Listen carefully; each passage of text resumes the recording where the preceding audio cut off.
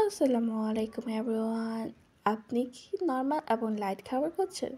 তাহলে বাচ্চাদের জন্য খুব সহজে বানাতে পারেন এই প্যানকেক।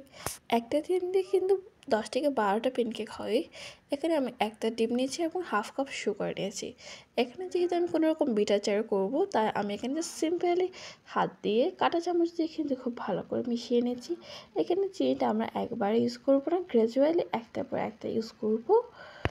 এখানে প্রথমে আমি হাফ কাপের অর্ধেকটা দিয়েছি এবং কিছুক্ষণ পর হাফ কাপে অর্ধেকটা দিয়েছি, যাতে খুব ভালো করে মিশে যায়। এবার আমি হাফ চা চামচের মতো এখানে ভ্যানিলা এসেন্স ইউজ করেছি এবং 2 table spoon oil, not T spoon, এখানে 2 টেবিল স্পুন অয়েল ইউজ করতে হবে। তা আমি খুব ভালো করে নর্মাল চামচ দিয়ে পেস্ট করে নিচ্ছি। এবার আমি এখানে 1 কাপের মতো ময়দা নেব, সাথে 1 টেবিল স্পুন বেকিং পাউডার।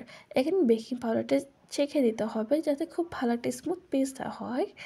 এখানে baking powder 1 table spoon use করতে হবে যাতে একটু ফ্লাফি ভাব আসে। এখানে যখন একটু হার্ড হয়ে আসবে আমি একটু সামান্য মিল্ক ইউজ করব। মিল্কগুলো দেওয়ার পরে আমরা একটা সফট লিকুইড পেস্টের মতো তৈরি করব, যাতে দেখতে ঠিক এমনটা মনে হয় আমরা কেকটা দেওয়ার পর সাথে সাথে সাথে ফুলে উঠে ঠিক এমনটা হতে হবে।